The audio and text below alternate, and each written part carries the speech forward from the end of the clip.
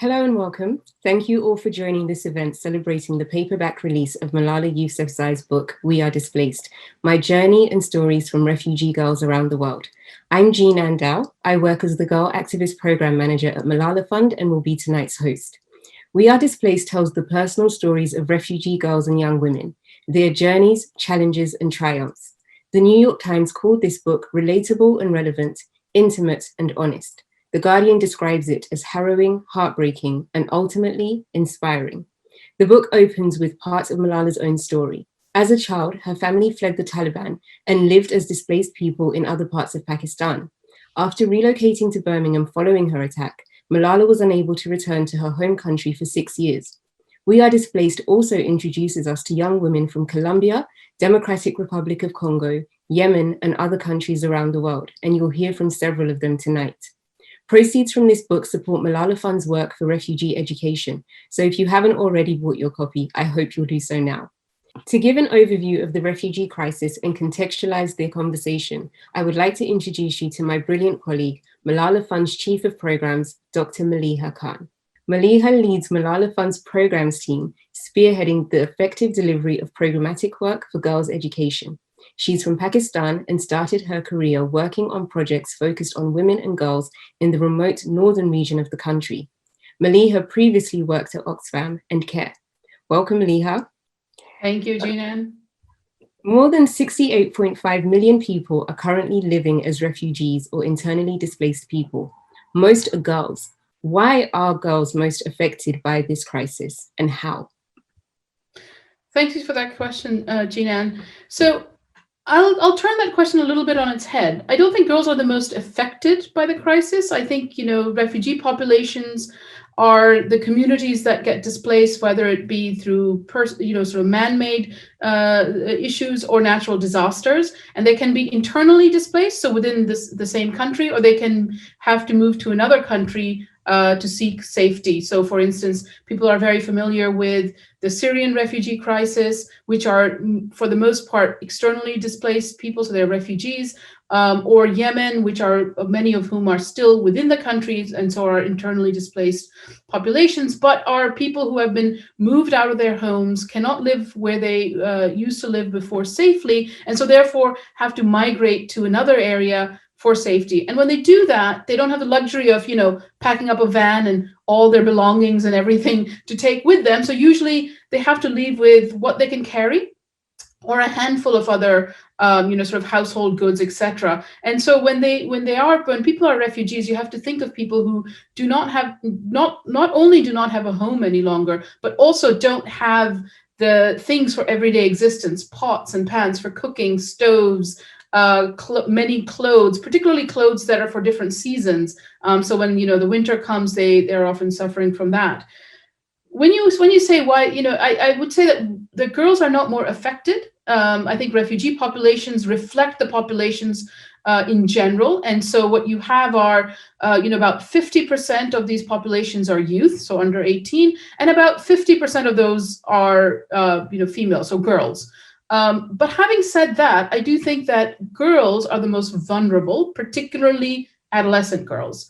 And that's for a number of reasons. A lot of it is to do with safety and security.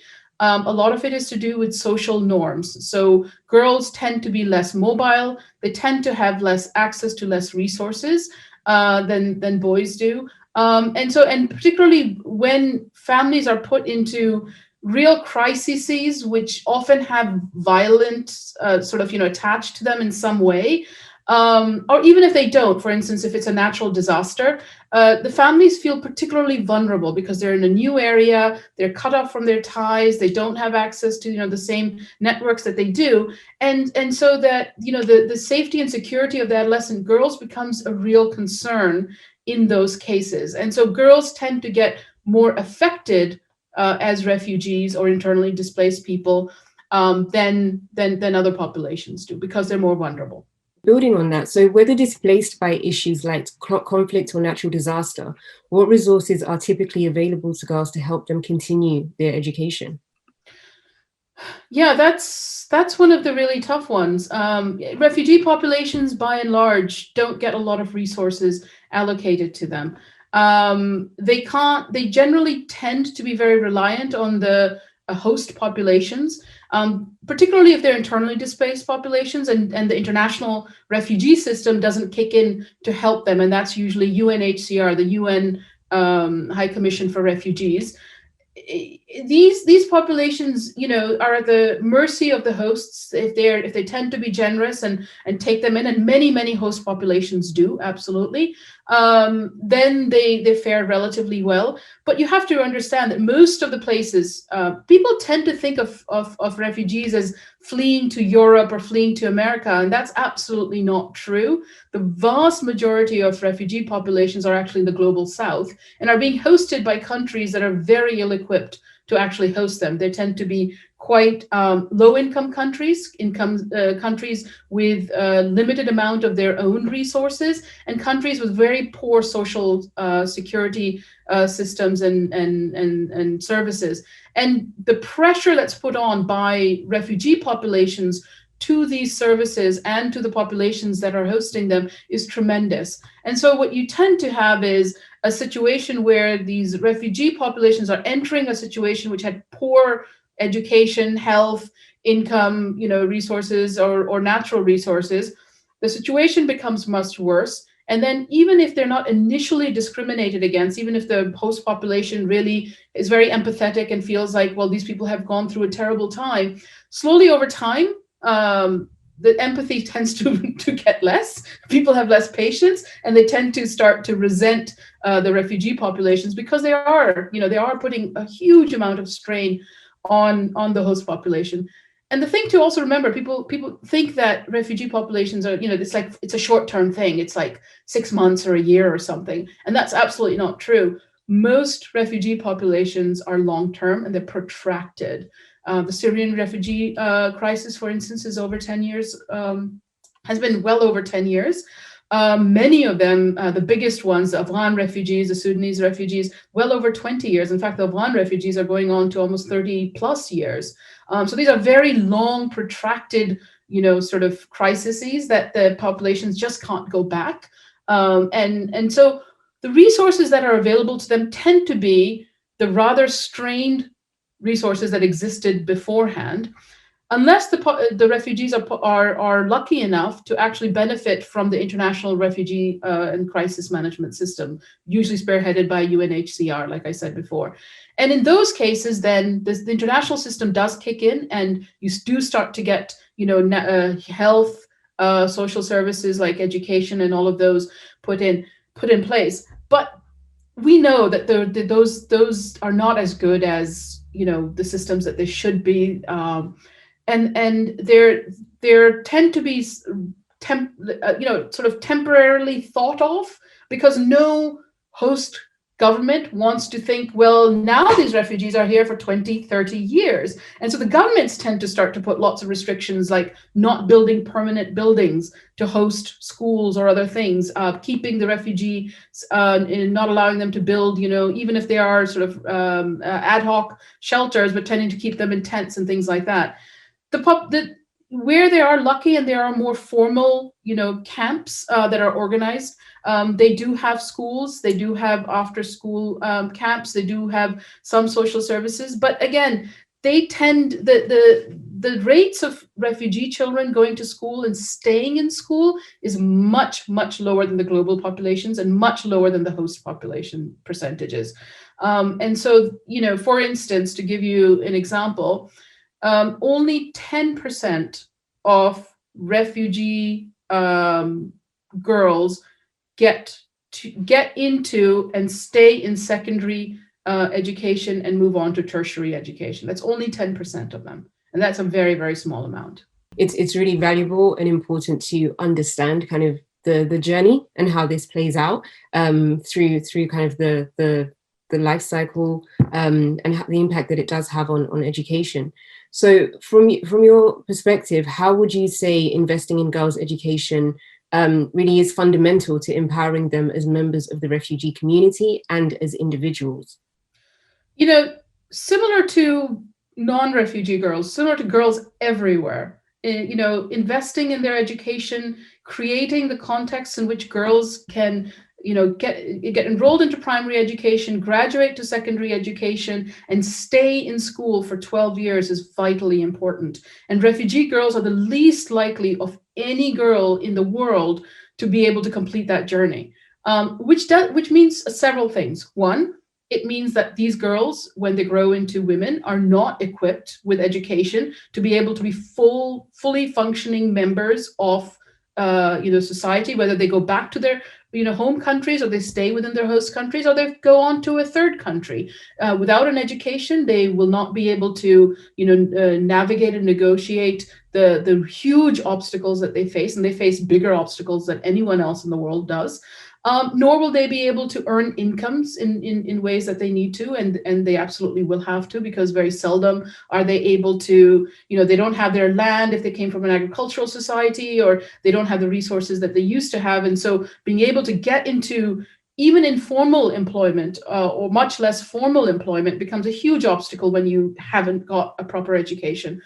But in addition to that, we're also looking at a lost generation. So you have a whole generation of a population in which, they either have no education or they have very poor education. And that has implications not only for them, but for the next generation and next generation too, which we know also well from all the studies that have been done. But also, very importantly, it's to remember is that school is a safe space, particularly for adolescent girls. Being able to go to school, having the environment of a safe space where they can meet other girls, they can socialize, they can, get out of what are often very stressed home environments for, ample reason. And to be able to just have those moments where they are able to just be girls, not be burdened with chores, not have to, witness domestic violence or the gender-based violence or the insecurities of the camp life or the refugee life is vitally important. And so depriving girls of that has psychosocial impacts on them, has developmental impacts on them, particularly within adolescence.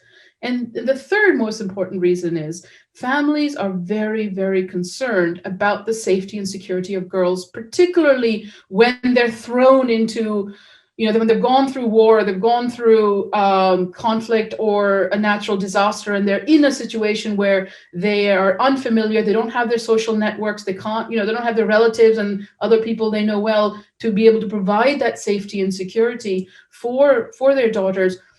One of the mechanisms that a lot of families use is early marriage. The girl isn't safe at home.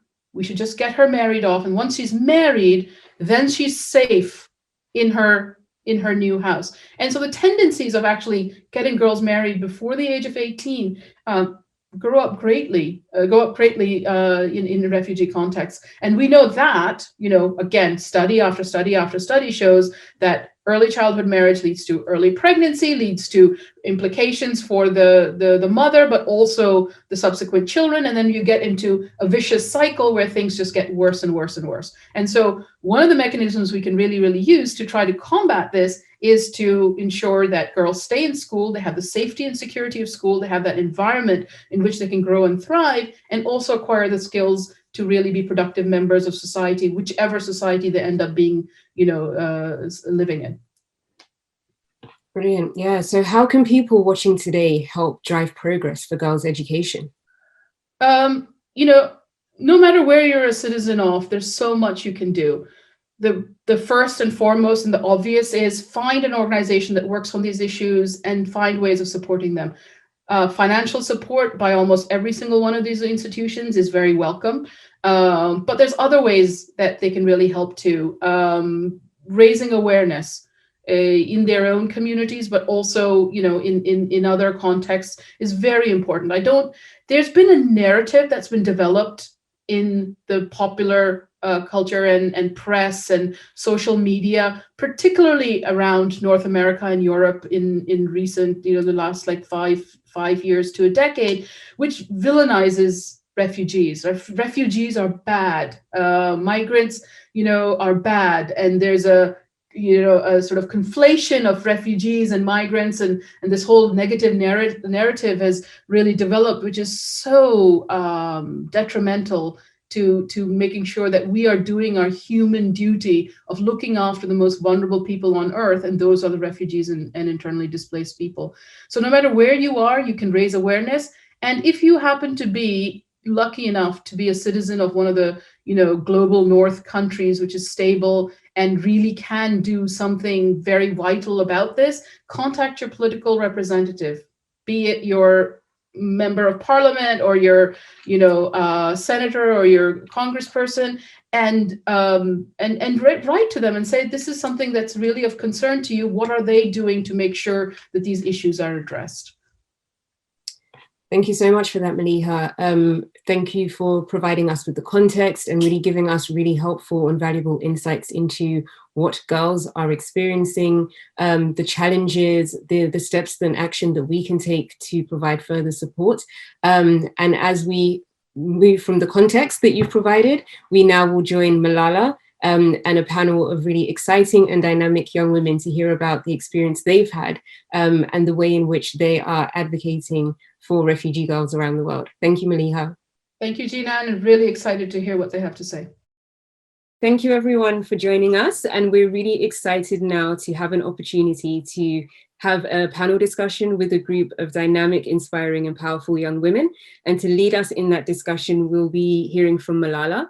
So Malala Yousafzai is a Pakistani activist and UN Messenger of Peace, and the youngest person ever awarded the Nobel Peace Prize. As the co-founder of Malala Fund, she's building a world where every girl can learn and lead without fear.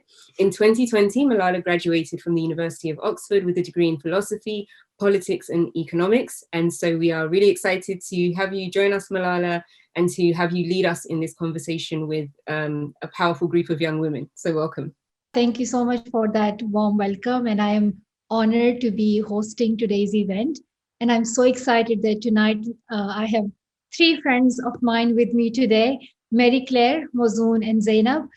Each of these young women like me have faced displacement in from their homes by conflict or other reasons. And they're refugees from the Democratic Republic of Congo, Syria, and Yemen. And I had the honor to tell their stories in my book, We Are Displaced. And tonight we're going to talk about, these incredible young women and what they have become today and how they are, shaping their future and the future of other young girls. And since we are in a pandemic right now, and most of us, especially students, have been graduating and studying from home, and things have changed a lot. So I thought I'll start with Mary Claire, because you are studying right now and you are going to become a nurse, and you will graduate from your university soon. Mary Claire, how have your studies been impacted by COVID-19 first? And as a nursing student, what do you think? Do you think we're doing enough to support healthcare workers right now? Thank you so much, Malala. Well, this pandemic has really impacted everyone in a huge way. And specifically for nursing students, it's been a huge change. You hear all over the world, nursing is a very hard major. You have to have your head and your hands. You have to have everything in. So with the pandemic, nursing has changed from being practical to being virtual.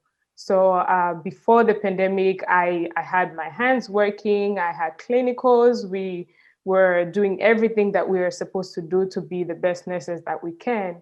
But with the pandemic, we couldn't do that anymore. So we are having clinicals and sitting on the computer for 8 hours a day, listening to someone. And I am personally a tactile learner. I like to touch. I like to do what I like to use my hands, and that way I will not forget. So nursing virtually has been hard, and in the beginning was terrible, but the schools have been revolving and trying to make changes with the type of life that we have found ourselves in. And I am very lucky to even have clinicals. So many people around the world cannot have class at all because of internet and so many issues. So I'm one of the luckiest people to be in the US and be able to learn.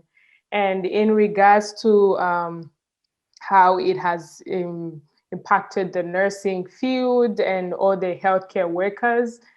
I can personally attest to that because I was one of the frontline workers when the pandemic started. I joined the team to start giving testing for COVID-19. I was also working virtually, trying to make calls and all that and see who is positive. And it has required us to work overtime. It has required people are emotionally disturbed by that, and going back to your family, knowing that you might have got the COVID from work, that has been huge. And just, going to work each and every day without knowing what your next day will be, whether you will end up in the hospital the next day as well, has been very hard for nursing, all the nurses and healthcare workers. And we can do much more as the world at large and trying to follow the guidelines and stay 6 feet apart, or all that you have to do, so we don't have to cloud the hospital with so much people, so that the pandemic can come to an end, hopefully with the vaccine. Yeah, no, I fully agree with you, Mary Claire. And I think, we want to thank all the nurses and healthcare workers, but what we can do in our capacity is just follow the safety rules, maintain the distance, wear masks, and wash our hands. And I think in a way we're helping the nurses. So, you are doing incredible work, and all the nurses are doing incredible. So thank you so much for that. Now to Zaynab, you have been a prominent advocate for refugees and immigrants in the United States. And I'm just wondering, like, what do you wish more people understood about the refugee community? One of the things that really like comes to my mind, especially like talking to a lot of people and like doing all those like workshops and advocacy, is people have one image of what a refugee looks like or what refugee experience is, and that's not true, because we all have different story, how we immigrate, how we experience difficulties and hardship. And one of the great examples, me and my sister, we both had different destinations. We both immigrated, even though we lived together and we went through the same things in Yemen and Egypt, but our destination was different of how we immigrated and the hardship we went through also within our refugee status. So one of the really important things is understanding the power of our stories, and that refugees have different stories and journey that they go through, but we also need to understand that how can we welcome them, because people moving from their country, from their like leaving their beloved one behind, they went through a lot of things. Welcoming them and loving them and understanding their story and their background is one of the important crucial things that refugee really wants during this hard time, and trying to open your arm and doors to them. And nothing better than having a refugee being your neighbor. They bring their beautiful culture, their amazing food, they bring their skills, and they love the country they are in. Now, me being in America, this is my new home. This is a place that I call home. And that's what many refugees, when they move to another place, that's a home for them. So one thing that I really want our community to do is, how can we welcome refugees more? How can we understand their stories and help them to achieve the American dream, and also in other countries, help them to achieve their dreams, to be a citizen, to be in the workforce, to finish their education, and also to be one day able to go and rebuild their country and advocate for themselves. So that's one of the important things, is the storytelling and opening that space for refugees. No, I fully agree with you, Zainab. I think we should definitely listen to each other's stories. It brings that closeness and that understanding between people from different backgrounds. And no matter where you come from, you have so much in common that you can celebrate. And even the differences that we have, there's a lot to celebrate in terms of that as well. For my next question, I'm going to move to Muzoon. Muzoon, you and I first met when you were living in a refugee camp in Jordan. And I think we met twice there in Zatari and Azraq refugee camp. And I was just wondering, like, now you have moved to the UK. How have you and your family adjusted to this new home and new lifestyle in the UK, and what was that process like? First of all, thank you so much, Malala. I'm so glad and so honored to be with you today. And yes, that's really important question, because honestly, it is really difficult to adjust in a new life in different places. Like for me, I had my normal life in Syria. Then we had a shift during the war, which is another new life inside Syria itself. Then living in refugee camps and moving to different refugee camps was really hard to build a new life from nothing. Like from zero, we have to start a new lifestyle, to build, new relationships, and new neighbors, and new friends, a new educational systems, like in the UK when we moved here. But the UK, to be honest, was the biggest difference, and the life here is completely different from Syria. For example, the weather is really tough, which is one of the hardest stuff.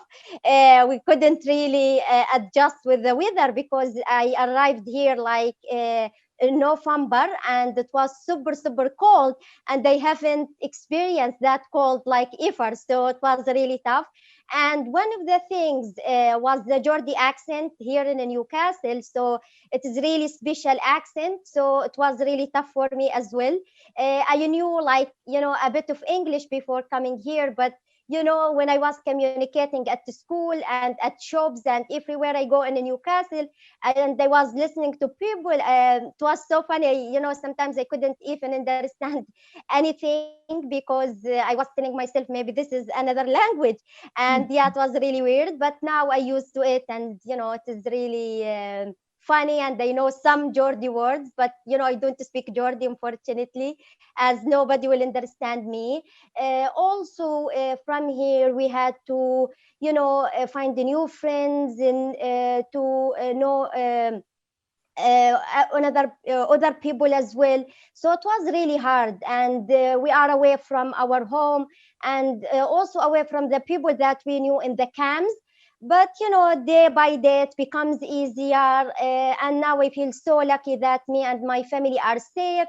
We all can have access to education, but I feel I have a huge responsibility from here, from the UK, to use my voice, to use my story, to highlight the challenges that refugees are facing, and people in general are facing, refugee camps, and children everywhere who are denied to access their rights.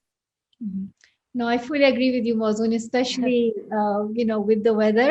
It is, it's always cold here. And even right now, it's just so windy, and it's so hard to go outside. And I went for a walk last night, and like I was freezing, and it would feel like the cold was just touching my bones. I was like, this Oh is just, no. you cannot tolerate it at all. So I'm not gonna go for a walk again. Okay, Not until it's sunny. that's And great. yeah, and also the accent, like we all learn English, through textbooks, in our home countries, in Pakistan or Syria or Jordan, and then when you move to a new country, the accent is just so different, and to get used to like the northern accent or the Brahmi accent, like the words don't sound as you have heard them on TV, Yeah, but so true. it takes a while. So now to Zaynab, you have graduated, and you have, three bachelor's degrees in political science, international studies, and philosophy. Like, girl, you are just incredible. And you were also selected student senate president by your peers. And you're doing activism within school, outside school, and you have made these truly incredible achievements. So I was just wondering, like, why is education important to you, and how have your experiences as a refugee informed your education goals? Yeah, thank you very much. To be honest, one of the important thing is understanding the value of education, because where I came from, less girls used to go to school because of like early marriage, and also like financial, not like family are not able to support their kids to go to school financially. Knowing the value of education back home, and also knowing how important it was for me, especially after the revolution that happened in Yemen, and I was out of the school for 2 years, I knew that value. And I feel like so sad for like kids and other people to choose to not go to school because they're tired. they don't understand the value of the education. They don't understand how many people are like suffering and fighting to just go to the school, to just finish their middle school, high school. Knowing that value for me and knowing how important it's for me, and also like that I had to fight for it for the past 2 years before being able to go to high school again, that what made me come to this education system very thirsty. I wanted that education. I was so eager. When I came to United States, I knew English will be a big barrier, but I was like, oh my God, let me start with the science class. Let me go to the art class. What's in there? Like a student body and all this thing. I'm going to be part of this. Soccer. I was like, I didn't play soccer back home because of the old barriers. I'm going to play soccer here. So I was so excited that education became the center of my life. And that's how I started like being involved in high school, in grad and undergrad school. And my story of being a refugee really shaped a lot my education career and helped me a lot to understand that how can I use this education system not only for myself, to benefit myself, to be able to just have a decent work and move on. How can I bring this education to my people, my community who lost it, either because of the war, either because of economic like issues and other issues and barriers that they are facing.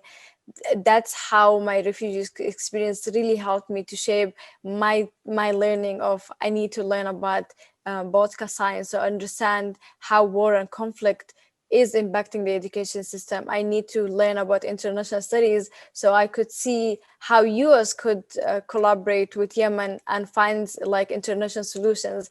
All my study has been really centered about my refugee experience so I could bring it back. I don't want to be that person who just like left home and now having a good life and just living their own life without thinking about what the life of the rest people looks like. That's why my undergrad education was very important of like thinking that.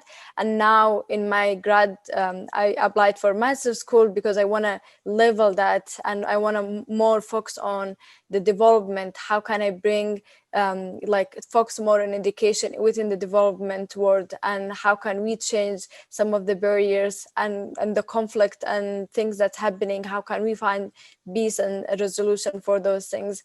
So I really truly feel that when they say what doesn't kill you make you stronger, that's my refugee experience. That made me more stronger to understand the value of education and trying to not only get my undergrad or grad, just go up, because education doesn't stop. Even if we are 100 years old, we keep educating ourselves and we use that education to benefit others and help others, to uplift them as we are going up with ourselves as well and educating our community. So that's one of the important things, how my refugee experience shaped my education journey. No, fully agree with that. And thank you for all the amazing, studies and work that you are doing. And I'm really excited for what you do in your future. Mary Claire, I'm sure, you have, you might have faced many challenges, but uh, I think it would be good if you could tell the audience, if have you faced any stigmas or any or have you been stereotyped because you are a refugee? And like, if so, how have you addressed it? And I know it's like a difficult question. And unfortunately, the answer is usually yes, because of so many reasons. But I would love to hear from you. And I think it's a point that, we could inform people what it is like to be a refugee. Yeah. Yeah, so that is a very interesting question because I did to speak to my sister-in-law about being a refugee, and she said, "Girl, once you're a refugee, you always be one. There's nothing. You are in the U.S. now, and this is your home, but it doesn't mean that goes away. You always be one, and you need to fight as one all the time."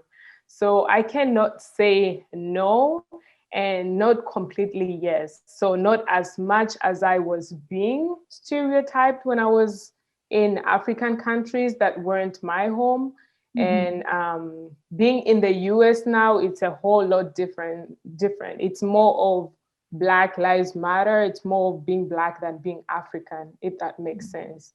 So I Yeah. haven't personally been stereotyped because I am refugee, but I feel I have, we all face these issues in the US for being Black, and that can be either as a country or either personal. So in this case, maybe it's a no for the first time. I really do feel at home in the USA. There's so many people from so many different places, and you're not really picked out all the time. Like I was being called a refugee all the time in Africa, or being told to go back to my country when I'm actually in Africa. So it's a blessing that I'm here, and I do feel at home. I'll not I'll never be nothing but a refugee. I'll always be one. So I don't think so. I think that's a great answer from one perspective. And I think you mentioned a very important point is that, we often talk about how refugees are received in the Western countries, in the UK, US, and in the European countries.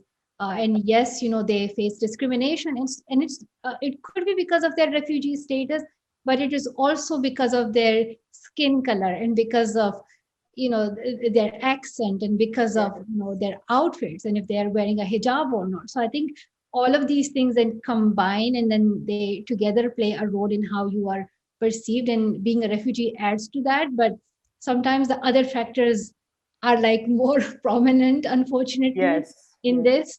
And but also you highlighted that how refugees are then, it's not that they came straight to the US. Some of them have been refugees or have been displaced to other countries, to their neighboring countries, like in Egypt or in other neighboring countries, or Jordan, and Turkey. They're also hosting a lot of refugees, and even in Pakistan we have hosted a lot of refugees for decades from Afghanistan.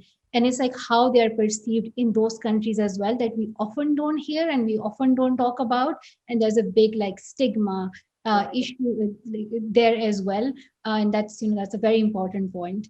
So Muzoon, you're currently studying international politics at university, and I was just wondering, what do you think international leaders can do better to support refugees? What would be your message to them? I think there are many things, to be honest, they can do, especially during COVID-19. We know like half of children who are out of school, they are concentrated in fragile and conflict affected settings. And unfortunately, just 3% of education or humanitarian aid goes to education, which is nothing, to be honest, in front of the challenges that face children and in the situation they are in. And COVID-19 has impacted them so much and deepened the challenges they have. For example, some of those children, they were able to go to face-to-face learning, but after COVID-19, they didn't have any technologies or any facilities to be able to catch up with their education online. And this is another issue that arose basically after this pandemic. And before even the pandemic, there were many things they have to do, but now the responsibility is huge. They have to give a priority to education.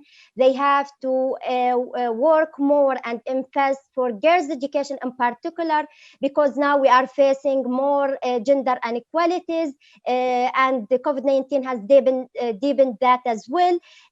We know if they didn't provide that, it will be a disaster in the future for those children, for their countries, and in particular refugees, because they suffer so much and they are in need for help.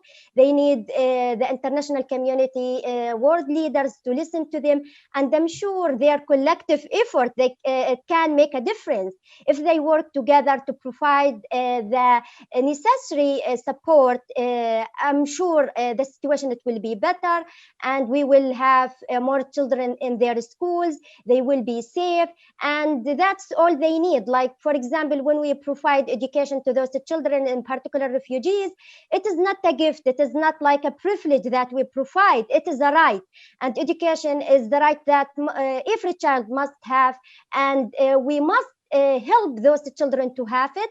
for me, I think they have to act now, not tomorrow. So if we want to solve those challenges, we don't have to delay them. We don't have to say, okay, not this year, or a plan in 5 years.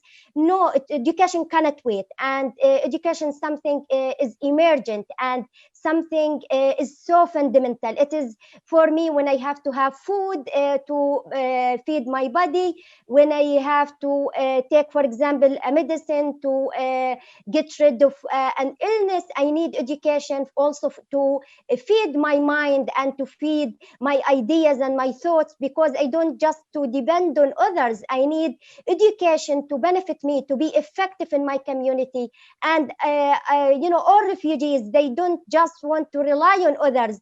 They want to contribute, they want to participate, they want to be part of the solution, not part of the problem. And especially young people of those refugees, they have really amazing ideas, they have dreams like everyone. Once we give them that opportunity, they can also change their situation for better. And education is one of the strongest ways that we can empower refugees to have a better future.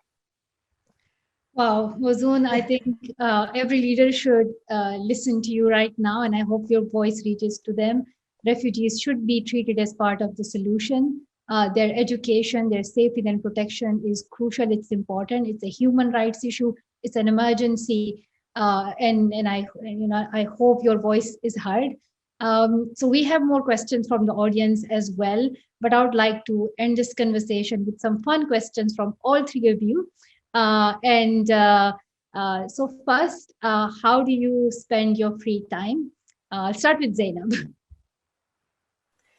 So my free time activities change based on the pandemic. Before the pandemic, I loved playing soccer outside and just like biking, taking my bike and going around for long distance and seeing the neighborhood and other areas.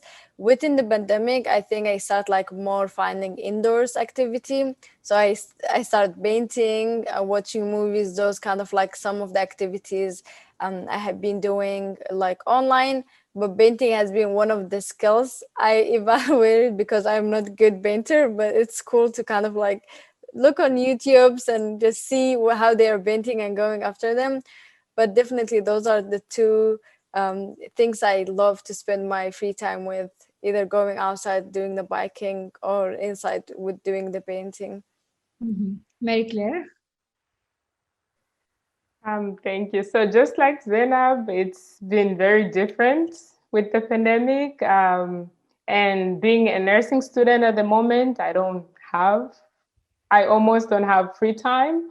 I'm always on my books, always studying. But before the pandemic, if you have read a little bit about me, you know, I have a lot of siblings and a lot of nieces, and they keep me busy. So I basically play with them the whole time. So even now when I get some free time, it is indoors. I just spend my time with family and the little kids mostly, and just the friends and the people I love that are close to me during this virus.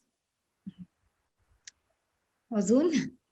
It's like everyone, as they mentioned, you know, it is really different nowadays. Like our time mostly inside the house, so not many things to do. To be honest, but mostly I'm working on my dissertation at the moment. That's what takes most of my time. I also go sometimes for walk when the weather is nice, not all the time, because the Newcastle has been snowy many times this year, so we couldn't go outside too much. I also contact my friends online because I cannot see them during the pandemic, unfortunately. I also spend time with my family. I like cooking, so I cook sometimes. And I take photos, like, you know, I keep taking photos and post them on Instagram. And yeah, so because I am busy with my studying, that's most of my time I spend on that. But, you know, mainly I like cooking, taking photographs, spend time with my family, walking sometimes, and that's it. That's great. I think that's a lot of work, to be honest.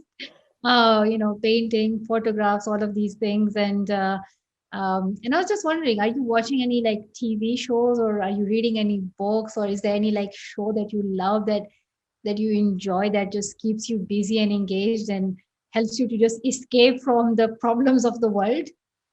Yeah, I have been watching a lot of TV shows. I have been watching mostly like Turkey, like drama, the Artugrul and the Osman. Yeah, so I was like watching that, but mostly the book that I enjoy the most is A Promised Land by the previous president Barack Obama. So that was like really book to. It's really interesting to kind of like see his journey in like, and how he was like saying in more detail that we sometimes don't hear from the news.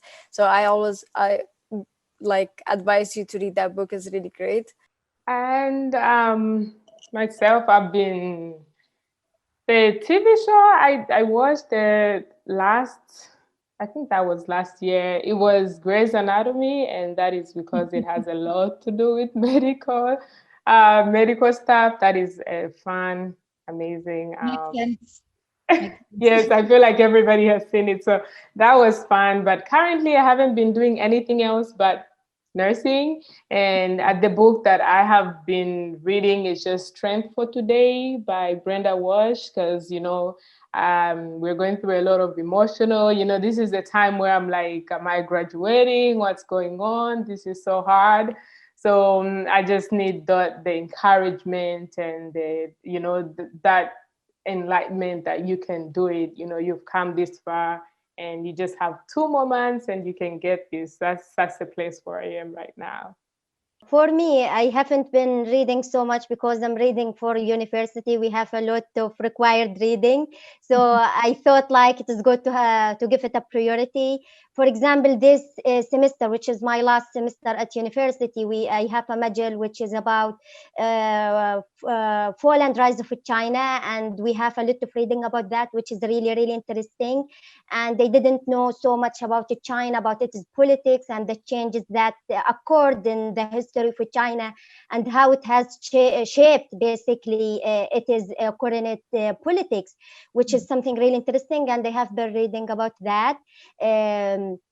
In terms of TV shows, to be honest, I watch in Arabic. I really like the Arabic TV shows, especially the political ones. I watch one called Above Authority, which is really critical and so inspiring, and it like thinks outside the box. It helps you to think about things differently, especially in terms of the politics of the Middle East, because also I am really interested about what's going on in my region, and of course in Syria. So I like to watch that. And I don't watch so much, to be honest, on TV, but these kind of things that I watch and read. Mm-hmm. I think it will change definitely once you finish university. Because you will be so bored, and if you don't have any plans, then you will be just watching TV or these shows and reading. And especially in the pandemic when you can't do much else. So I have been busy in learning coding. So I take coding lessons, and I'm also learning Swahili, and so it's been That's tough. exciting. Yeah, I'm at the beginners level, so I can't say much, but I can say hujambo, sijambo, and and other than that, it's spending time with family, as you said, going for a walk and just making sure everybody is safe and healthy. But I just want to say that today it was such an amazing time talking with you all. And just to see your faces and your smiles, together on screen, and to hear your empowering stories. And I'm sure when people will read this book, We Are Displaced, they will know more about your lives and your journeys and how you have come to this stage, and the fight that you guys have taken, at such a young age, and you're there to help many girls just like you who have dreams, who want to see a peaceful and a better future for themselves. So thank you so much for giving your time today and for talking to our audience. And it was very nice to have you all. Thank you. Thank you so much, Thank Malala. you. Thank you. And now Thank back to Jinan. Thank you, Malala, and thank you all. It's so inspiring to listen to all of your stories. It's incredible to hear your journeys and to hear about where you are in your lives now. And it's really exciting to think about what you're going to do in the future. I think we have really exciting and dynamic and powerful women amongst us who are going to really change and shake things up in the world, which is incredible. So I have some questions from the audience for you that I want to pose to all of you. And the first one is from a viewer in Mexico who has a question for each of you, including you, Malala. What advice would you give to your younger selves?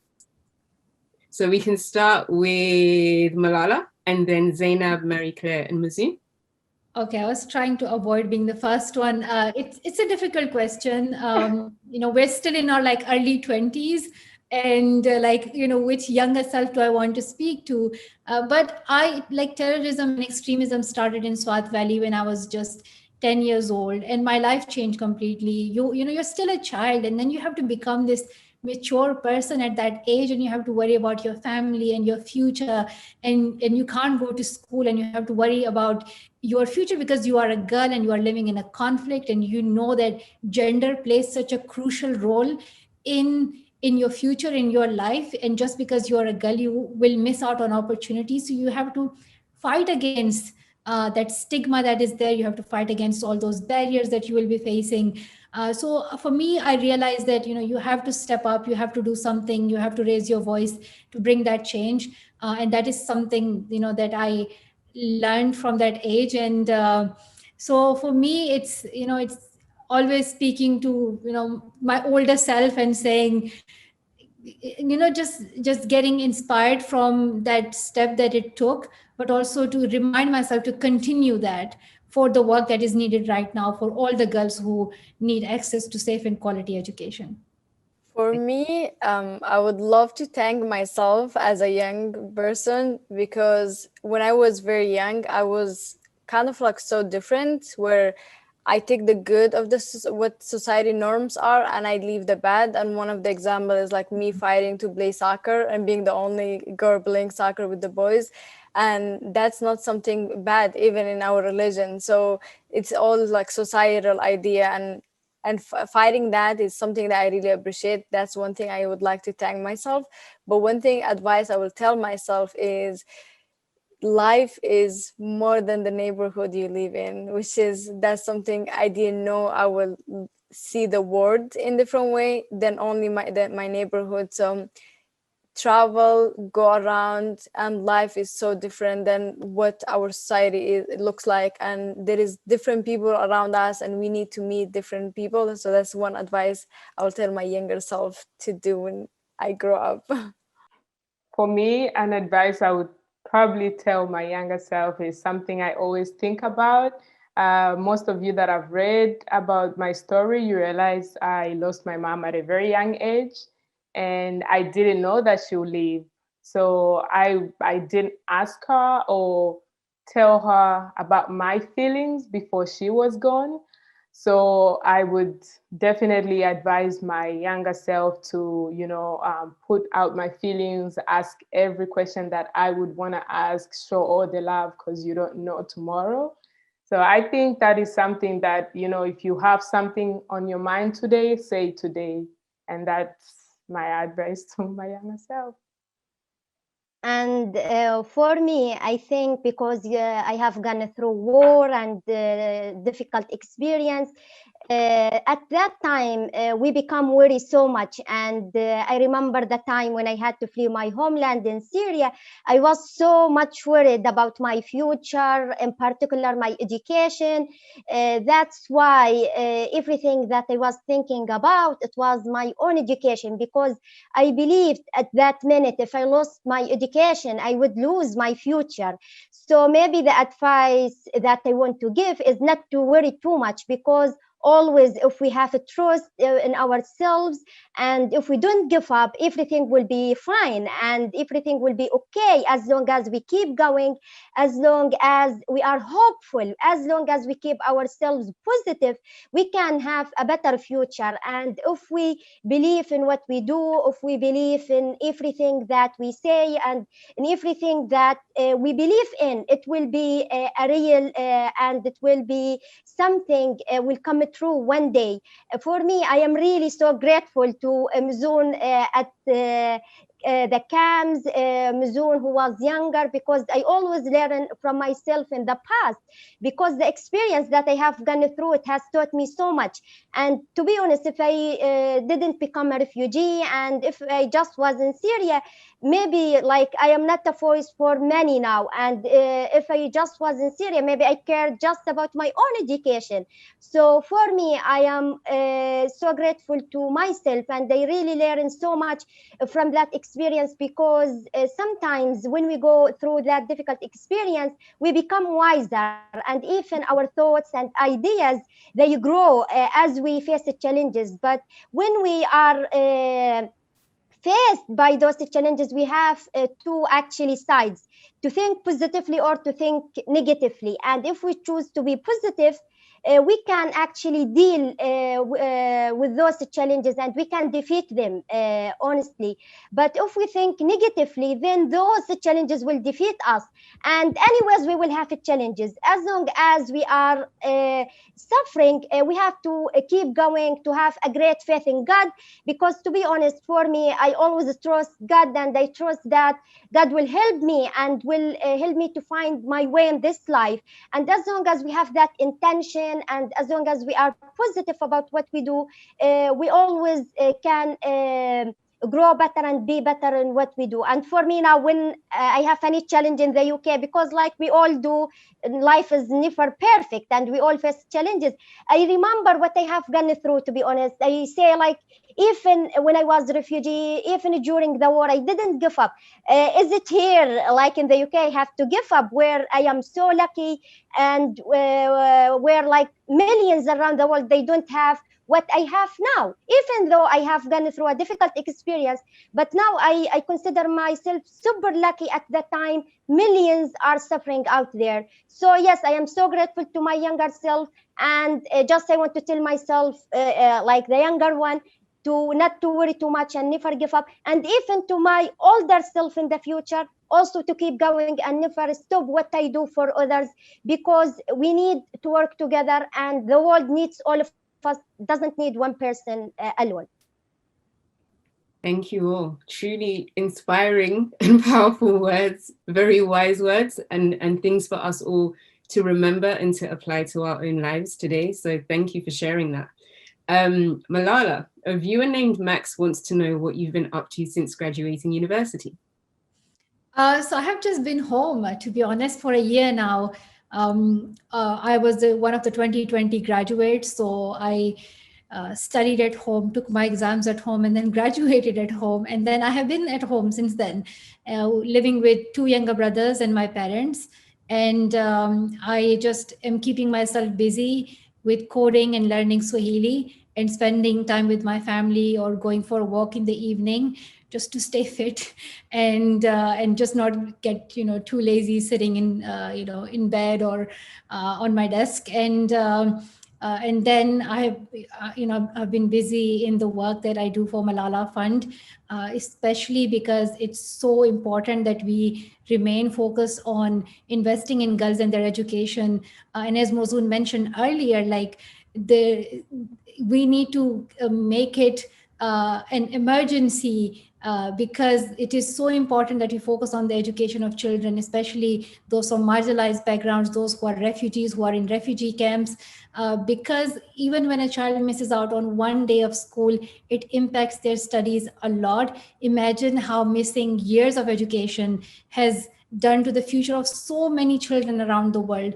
So, at Malala Fund, we conducted a research which shows that there are 20 million more girls who could be at risk of losing their education, because during this pandemic, they are at their homes now. Some of them are missing out on taking online classes. Many of them are busy in doing the household work. Many of them are now pushed into early child marriages because families want to reduce the burden of affording their education and their care. And many of these girls may not be able to return to their schools. It's crucial that we continue or focus on girls' education. And that's why at this time, Malala Fund has been supporting local advocates who are focused on ensuring that girls at this time continue their learning. For instance, in Pakistan, our champion has been promoting educational content through the national television, through mobile phone app. In Nigeria, they have been working on promoting that through the local radios, and they're giving radios to these girls to continue listening to their educational content so they don't miss out. And it's so important that we continue our focus on the policy changes that are required to ensure that, firstly, there's enough financing for education. There's always a gap there, or leaders are not putting enough into education, and then especially into girls' education and their secondary education. That's the age when girls drop out of the schools the most, because of so many reasons,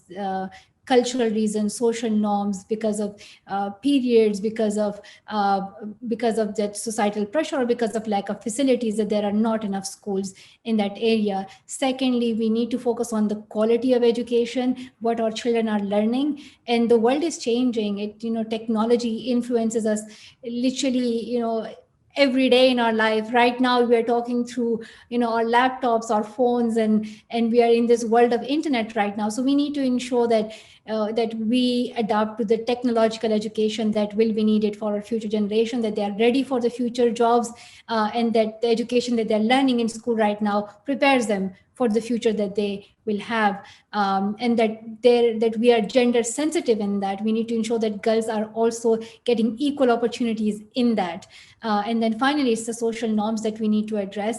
We need to ensure that we remind people that education is a human right for girls, and every girl deserves to have that right that should be given to her, regardless of her background, regardless of where she comes from, her income level. So there's a lot that needs to be done. So that's the work that I have been busy in. I know there's a lot to say in that, but this has been my focus throughout this year. Other than that, just like all of you, we have those times of difficult times where we are just quite depressed about the world and what's happening. And then there's hope and there is positivity, because there are young, incredible people who are changing the world. They're speaking for climate change, they're speaking for empowering women. And then I talked to Muzoon and Zaynab and Mary Claire, and we all discussed that yes, we can change the world. And then it brings you that hope again, and you're optimistic about your future again. So it has been that cycle of emotions as well, and it has been a tough time. Yeah, thank you for sharing that. You sound very busy. But as you say, it's important to have moments like this where we can reconnect with each other, we can be inspired, and we can encourage and motivate each other. So glad to hear that you're keeping active and busy even after graduation.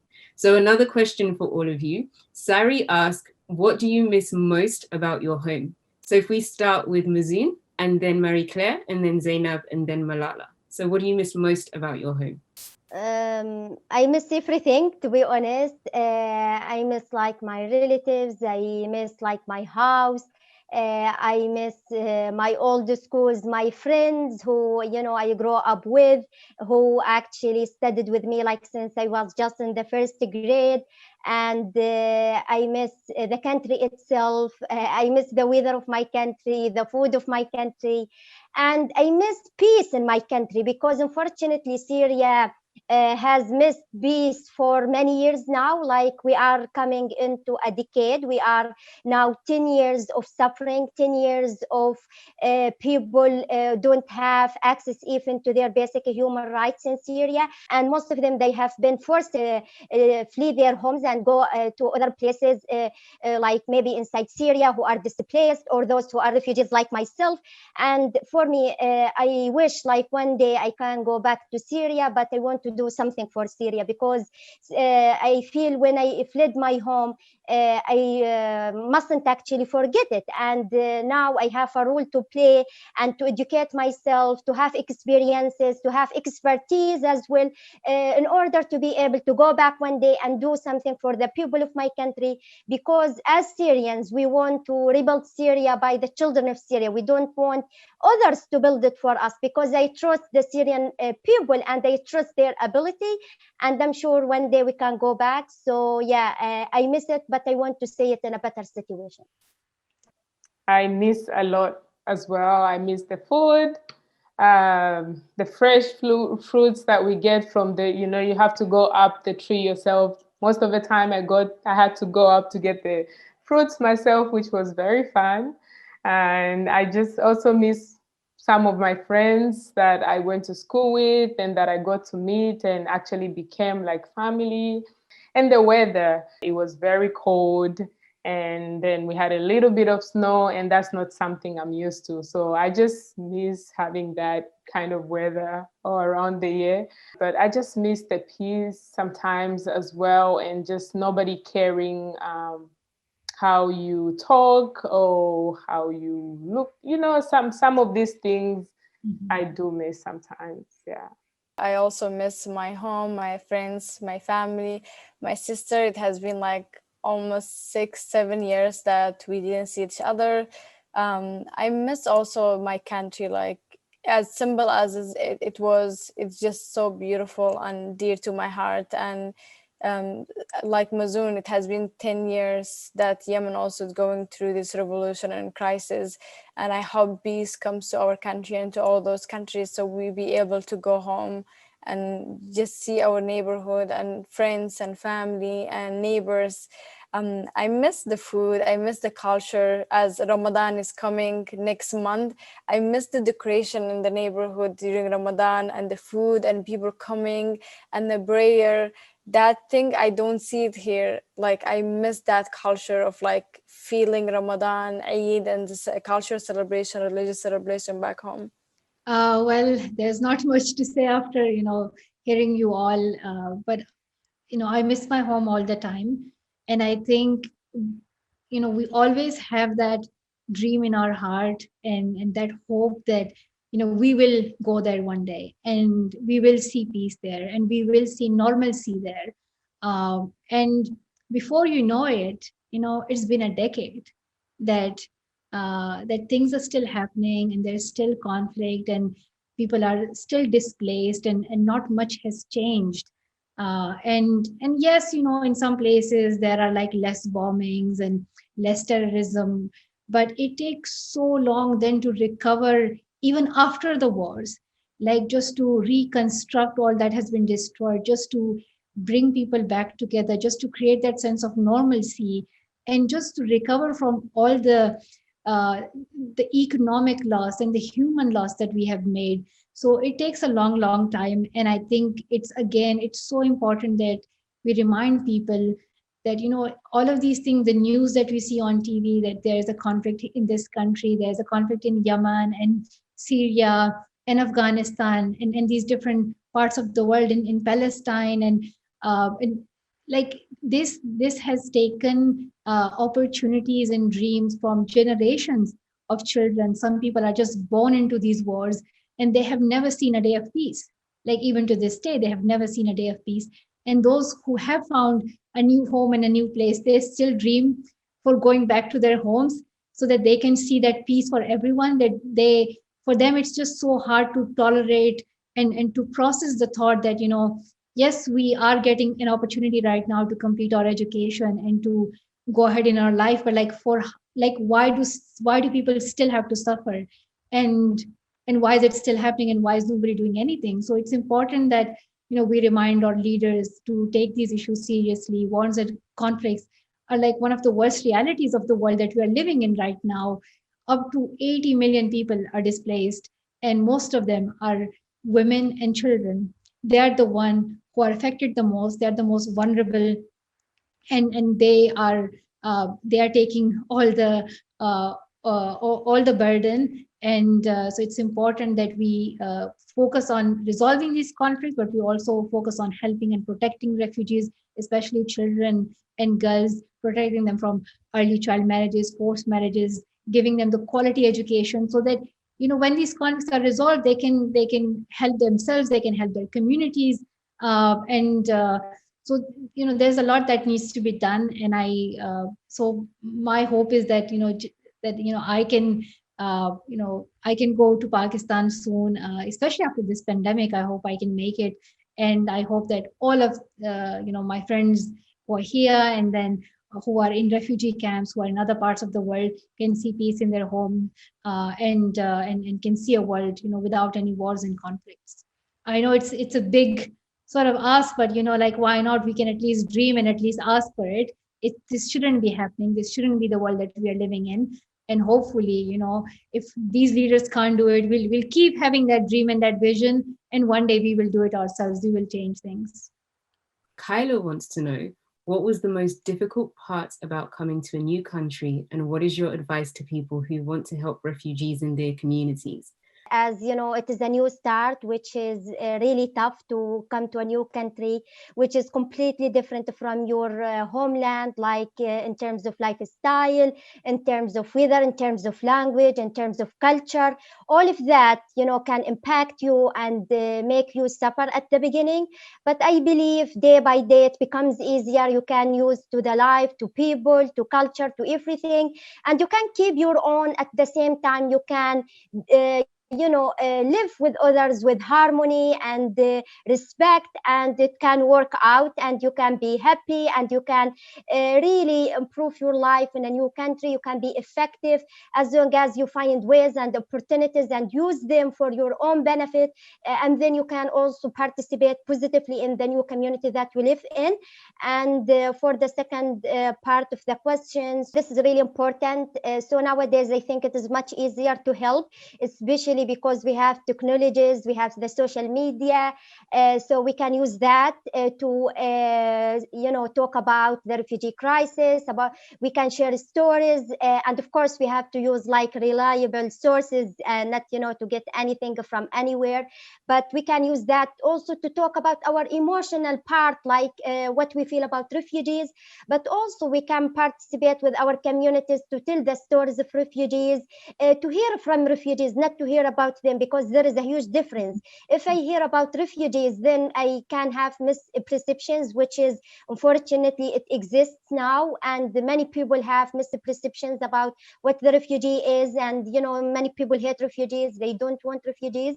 But I feel if we hear from refugees, then here we can listen to the personal experience and the first-hand experience of those people, and what they have gone through, and what has forced them to come to a new country and to seek refuge, like in Europe, in America, or in elsewhere. So once we meet with that refugee, hear the story of that refugee, I can understand. And I'm sure people, once they know the truth, they want to help. We have to welcome refugees. We have to give them opportunities in all possible ways. We don't want countries to do more than they can, or more than they can afford. But there are many countries who receive like a very big number of refugees, and they are not able to, like, we take example Jordan and Turkey, like for example, receives the biggest number of Syrian refugees, like 3.5 million and even more. This is the registered number. And small countries and countries who have less financial abilities to contain and receive refugees, they do. It is honestly a responsibility on all of us. It is not on one person, and it is not on one country. The most difficult part, that is a hard question, because everything was difficult. And coming from a camp is different from coming from a city or a country. We come from camps where we don't even have a normal house. Our houses are built by us, and we don't have cars, we don't have elevators, we don't have microwaves. The simplest things you can think of, the bathroom that we use, it was so hard for me to believe that you can actually use a bathroom inside the house. Those are some of the easiest things that you're like, what? Like, really? Who thinks of that? Everything was really hard, and it's all about adapting. Now, after almost 5 years in the US, I'm a whole American. I understand a lot of things. I have adapted to so many things, and I can go through to my country back home, and I can come here and I can balance both sides because I have been able to adapt. So depending on where you are when you come to a new country, and depending on what you had there, is how hard things are when you move to a different country. I think for me, the difficult part of being like coming to the United States, it was adapting to the culture, adapting to the new things like that we never had, the systems, the policy, the law in here that we didn't know about back home, and what's like normal here that's not normal there, or what was normal in my country that's not normal here. Besides also like the language and like other barriers and things that us coming here as a refugee, we don't have all those privileges and benefits coming to this country. And advice I have for people to help refugees in their communities: first, don't assume what they need, ask them what they need, because we always come into that conclusion of like refugee needs food only, or refugee needs only house. But ask them, because sometimes it's not only the food, maybe there is something else that they need. They just need maybe a friend to talk to, nobody's communicating with them. And don't advocate on behalf of refugee, uplift them so they could own their own voice and speak for themselves, because we always see people want to tell the stories of the like refugee, or people want to own the refugee story or own their experience. Bring them, if you're gonna like have an event, bring them so they could tell their own story by themselves. If you wanna like do fundraising, ask them what's the better for them and their community. And also that goes advice to the education system. We love to see refugees succeeding in our community, to be science, to be everything, and we celebrate them. And we see a lot of famous people being refugee, like one of them is Muzoon, Malala, and Marie Claire. They're all like amazing example. But how we also help refugee from the beginning. A scholarship is one of the very important things when it comes to education, especially in America. Education is not free, so going to college, going to grad school, it costs a lot of money. How we uplift refugee and refugee communities so we could celebrate them at the end when they are succeeding and doing amazing worldwide change. So that's the advice I have. For me, when I came to the UK, I was so focused on my activism that initially I just went with the idea that this is like not my home country and this is never going to be that place for me. So I tried to convince myself that it is okay if I don't feel welcomed or if I don't feel that it is my home yet. And I always had this thought in my mind that Pakistan is my home. That's where I'll be, and that's where I'll be accepted, and that's where I'm from. That's where I was born. So you convince yourself that way sometimes, but then I have been in the UK for 8-9 years now, and before you even realize it, like you have made friends, and like this is now your place, and like I have spent sort of like you know around 15 years in Pakistan and like 8 or 9 years, and I'm like, this has been a lot of time now, and this has become your second home, and you completed your studies here, and you made new friends here, and you have so much of your past that now belongs to this new place. And then you can't deny it, even if you try your best, you can't deny it, and that place becomes your second home. So for me, it's also been that struggle to say, like, okay, do you belong to the place where you are born and where everybody speaks the same language as yours and where you feel more comfortable? But also, that we need to change our mind a bit about the world that we are living in. It's not just wars and conflicts that push people out of the country. There could be pull factors. People want to find an economic opportunity, or they want to just go for a visit or explore a new place, or they just love the place. They just want to be on a country where they could live, on a beach, or they want to be in a place where there are more mountains, and they want to explore a new culture. So I think it's important that we, understand the idea of migration and how it has been part of, our history, our human history and civilizations. And even if you ask our parents and grandparents and great grandparents, they all have a history, like whoever, white, black, brown, whichever color you are. Like your parents will tell you something. Like we all have stories. We have stories for our ethnicity, for our family members. So we all, like, it's part of our human culture. So I think we need to look at it from that angle as well, and just be more welcoming and kind to each other and supportive to each other. Celebrate the diversity that we have in languages, in cultures, in food, in dresses, in so many other things, in movies and entertainment. Let's celebrate that, and let's celebrate all that we have in common and all that is different, and enjoy that. Thank you, Malala, and thank you all for sharing. Is it possible to have a closing message from each of you for our audience? I'll go first with this because, and you guys have a lot of amazing things. So I want the audience to finish with your voice. But I think for me, it's just a reminder that, that these are the things that we often hear on TV, but like this is actually happening right now to so many people. I hope that, our leaders, the people who are policymakers and decisions makers, that they hear the voices of refugee children, refugee women. When decisions are made about refugees and their education and their future, oftentimes on the table, we don't have the voices of the refugee people. So I hope that, this issue is taken seriously, refugees' voices are heard, and something is done. We cannot tolerate these wars and conflicts for too long. And I hope that that our leaders will invest in education, and they will ensure that the education of refugees and girls will be prioritized. And I hope that we as individuals play our part as well, in making sure that we are welcoming, we are kind to each other, we are helping each other. And even the refugees, themselves, like you can help each other as well. So help and support is very much needed in this. For our leaders that they're listening to this, and change makers around the world, we really are relying on you. You have the power in certain situations, and we need you to uplift our voices, to share our stories, so we could achieve peace around the world. We all demand economic opportunities. We all talk about development, and we talk about like having great futures, but we cannot achieve that if we are not ensuring education and peace are being presented in all those countries and all those regions. And we need to focus on that. International affairs is really, really a crucial like leader movement in this time, that we need them, the international relations leaders, to make those change. And for the youth leaders, unite. You have a really, really strong voice to make change. Unite on the cause that you care about. Unite on the cause of education.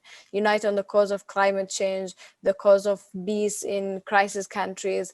Unite on all those causes that you care about, and try to make that one, like all those voices, as one powerful voice to challenge our leaders, that we are asking them to do those changes, because we need to hold them accountable. And that's my call of action.